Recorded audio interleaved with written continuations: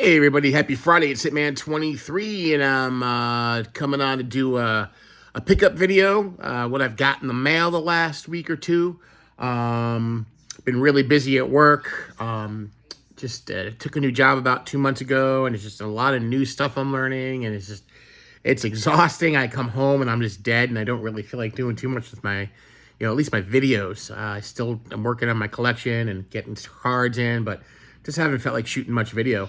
I am, um, I am working on my card room. We moved my son out last weekend, so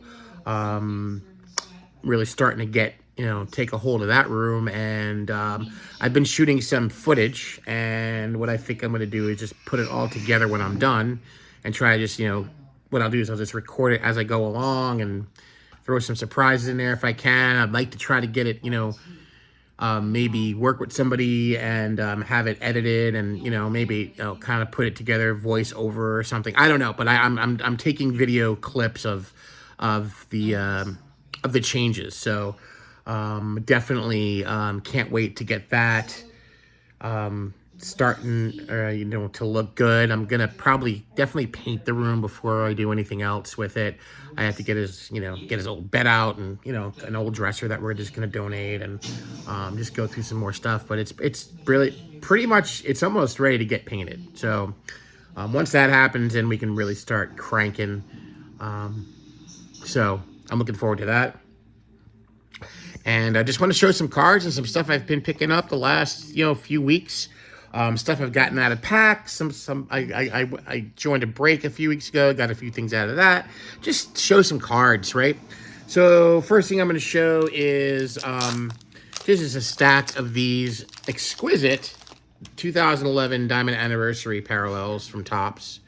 I am working on this set, so I just picked up a nice little stack of those. I'm not going to go through every player. There's nobody huge in here, but I'm really excited to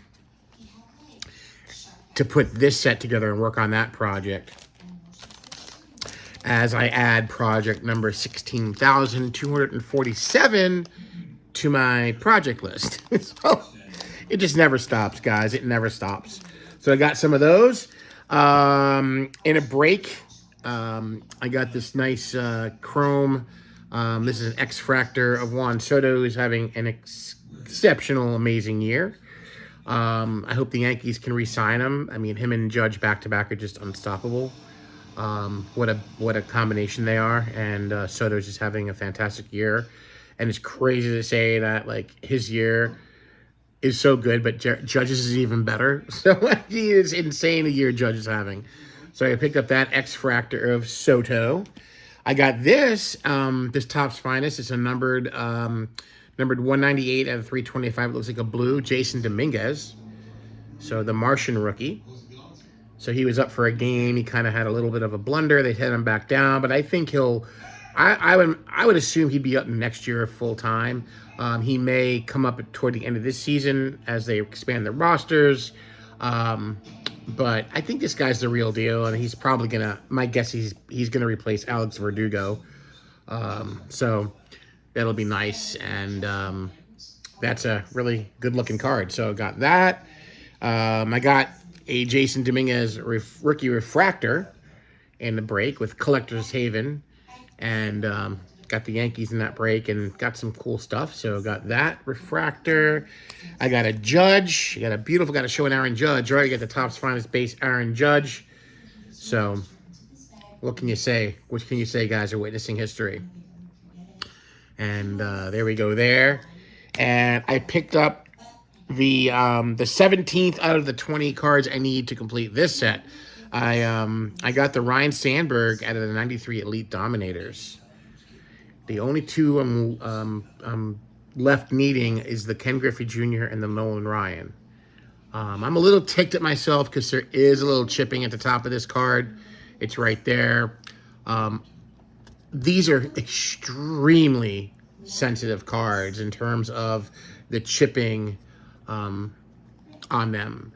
I don't know what they did or whatever they used to make these. It chips so easily. So I couldn't see it on on the listing on eBay. It looked good to me, and then I got it. I was like, it's my bad. I'm not worried about it. I didn't pay too much for it. But this is one set I really want to focus on, the cards looking like basically perfect. I mean, most of the time, with older stuff, doesn't really bother me too much. But for this set especially, because it's such a cool set, and it's one of my favorite sets, I want them to look really good. You really have to kind of look closely, but it's there. And but the Ryan Sandberg, and this is number 2378 out of 5,000. So got that. It's a great card. Just going through the collection and put these aside because, again, I talked about this subset, not an insert set, but it's a subset out of a 91 score.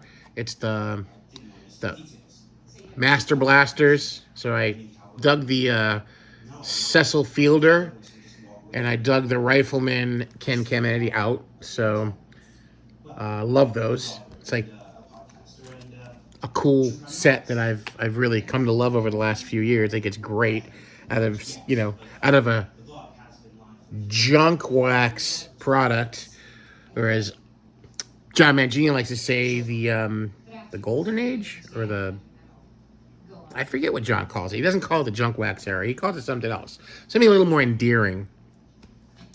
And so that's that.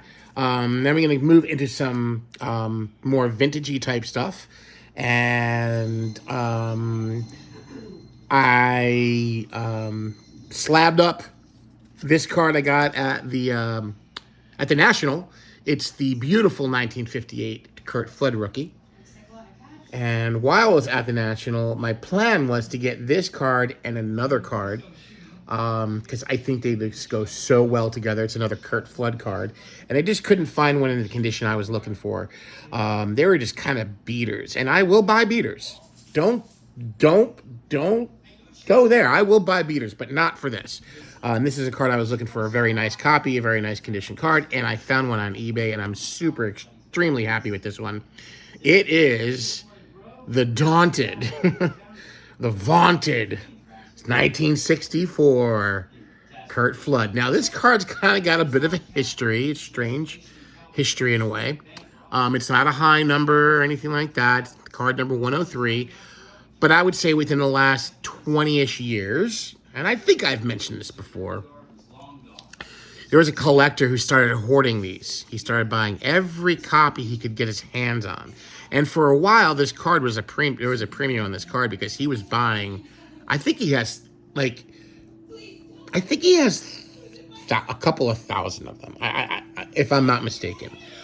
But I did not pay a lot for this card. It is in fantastic shape, as you can see. And I absolutely think these cards go so great together with the green background on the 58 and the green font and, nameplate at the bottom on the 64. And I love that pose on the 64.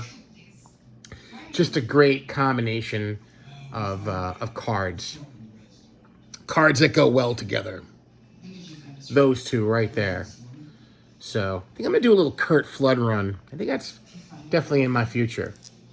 Should be looked at for the Hall of Fame, if not for what he did on the field, more so for what he did for the game in terms of free agency and all that kind of stuff.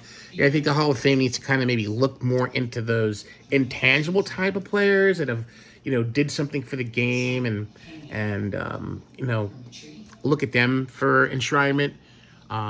Just one of my thoughts, but love that card.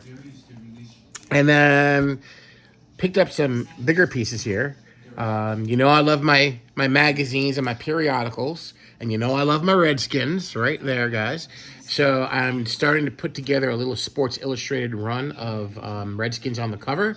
And first one I got is this 1973, August 27th version of this right here. And that is Dwayne Thomas Makes the Team. Now, I haven't read any of the articles yet or anything, but I just love Sports Illustrated. The covers are just amazing. Some of the best sports photography ever. And I just love magazines and this type of stuff. So I got that one. I got this beautiful 1983 make way for the Skins with one of my dark horse favorites, Joe Washington, little Joe Washington on the front. He was like a scat back, change of pace back, was a great compliment to John Riggins. You know, John Riggins would just bowl you over and just, you know, bust you down. And, you know, Joe would just, you know, outrun you and just, you know, elude you. So great player. Played for the Redskins for a few years. He had a pretty nice career with the Chargers and the Colts before the Redskins. He won a championship with the Redskins, and just a really good solid ball player. I love it. The old, you know, 2-bar helmet, just so cool. So that one, and then this one. Unfortunately, the following week was not a good week for the Redskins. So this is the January 16th, 1984 issue, and it's Bring on the Raiders. And unfortunately, the Redskins got lambasted 38-9 the next week by the Raiders in that Super Bowl. It was very sad. I was very unhappy. It's like the Redskins didn't show up that day, and it was just, because they had a great season. I mean, they were better than they were the year before. When they won the Super Bowl, they were like 14-2 that year, and they had beaten the Raiders in, I think, October of '83. They came back and beat the Raiders, and then they lost big in the Super Bowl. Marcus Allen just destroyed them. So, but hey, still great cover there with Joe Theismann. Love that. And the last one's a little more modern. Not one of the most memorable Redskins, but a Redskin nonetheless. And we got this. This is what year? This is 2009, August 10th, 2009, and it has Jason Campbell on the cover. So I'm keeping my eyes peeled for these, and there's quite a decent amount to choose from in the run of Sports Illustrated. So keep a lookout for those as they come in. And then the last piece I'm going to show you tonight, guys. This I love. This is an awesome piece. It's an exhibit, and it is none other than this 48-52 exhibit of Sammy Baugh. I love that card. That is such an awesome looking card. They really got the coloring, well, not coloring, but I guess you would say the saturation right on this. It doesn't look blurry or washed out. It's good and sharp. I love the fact that it's kind of like, you know, an action pose, and it's just such a great piece. And again, didn't pay a lot for this, so it got me a nice Sammy Baugh, and gonna look forward to getting this up in my Redskins display and doing all that fancy dancy stuff. Yeah. So that's it. That's all I got for you. My wife's watching Longmire, which is a pretty good show. And happy Friday night, guys. May the cardboard God shine down upon each and every one of you. I will catch you on the next video. Keep on enjoying those collections. Oh, and by the way, I am attending a show tomorrow in Fort Lauderdale. It's called the Hobby Card Show. I'm taking my son, and I'm meeting Orlando there. So stay tuned. I'm sure Orlando will do some video footage there. And we'll see what we can find. All right, guys. Have a great night. I will talk to you soon. Peace. That's going out tonight, guys. Bye-bye.